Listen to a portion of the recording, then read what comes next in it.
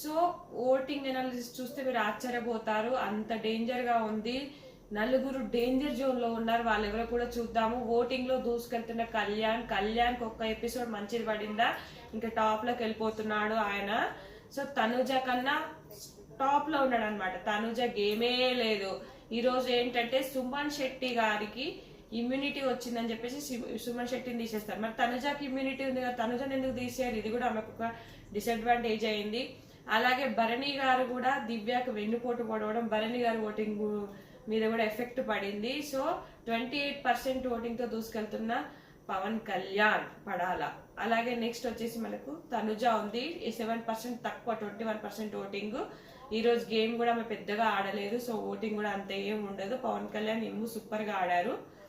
ఇంకా తనుజ ఏంటంటే నా బాండింగ్ లో కొట్టుకుపోతుందేమో అనిపిస్తుంది. మీకు ఎంత చెప్పినా కూడా ఫీడ్బ్యాక్ అర్థం కావట్లేదు. సో అట్లా సుమన్ శెట్టి గారిది కూడా 3వ ప్లేస్ లో ఉన్నాడు, ఈయనకు బాగా పడుతుంది. అట్లనే ఈ రోజు కూడా ఆయనను తీసేస్తారు, ఆ తనుజాన్ని తీసారు, అది ఆమెకు డిసడ్వాంటేజే. అలాగే 4th ప్లేస్ లో సంజన అండి. సంజనకు ఫుల్ ఓటింగ్ ఉంది, ఈరోజు చాలా బాగా మాట్లాడింది ఎపిసోడ్ లో. ఆ టాస్క్ లో కూడా మీరు రీతుకు నువ్వు సపోర్ట్ చేయి దివ్యాకు అని బాగా మాట్లాడుతుంది. అట్లనే భరణి గారి గురించి అయినా కూడా ప్రతి ఒక్క టాపిక్ కరెక్ట్ మాట్లాడింది. భరణి గారు రాము రాథోడ్ని ఇన్ఫ్లుయెన్స్ చేస్తున్నారు, తను క్యాప్టెన్ చేశాడని చెప్పేసి, అలాగే క్యాప్టెన్ రూమ్ లో స్నానం చేశాడు అని చెప్పేసి, అలాగే నాకు చాత కావట్లేదు నేను పడుకుంటాను ఈరోజు అన్నా కూడా ఫస్ట్ రాము రాథోడ్ ఒప్పుకున్నాడు, తర్వాత వచ్చేసి మళ్ళీ ఒప్పుకోలేదు.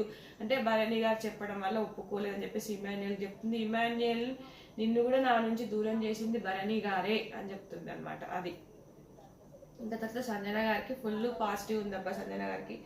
తర్వాత 5th ప్లేస్ లో శ్రీజాకి ఈ రోజు భరణి గారు ఎత్తి పడేయడం శ్రీజాకి పాజిటివ్ అవుతుంది.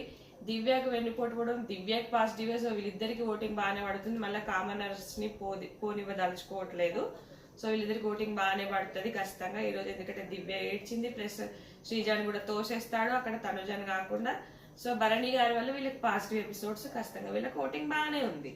ఇంకొకటి వచ్చేసి భరణి గారు అబ్బా ఓటింగ్ తగ్గింది 5%. తర్వాత ఫ్లోరా, తర్వాత డిమాండ్, రీతు.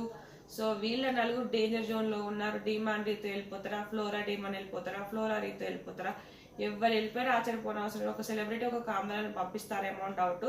సో ఖచ్చితంగా మీకు నచ్చిన వాళ్ళకైతే ఓట్స్ వేసుకోండి. ఓపెనింగ్ ఓటింగ్ పోల్స్, వాళ్ళ ఆట తీరు, రేపు క్యాప్టెన్సీ ఇవన్నీ ఎలా ఉంటాయో చూద్దాం. ఇది ఫ్రెండ్స్ ఓటింగ్ అనాలిసిస్. నచ్చితే ఖచ్చితంగా లైక్ చేయండి, ఫాలో అవ్వండి. Thanks for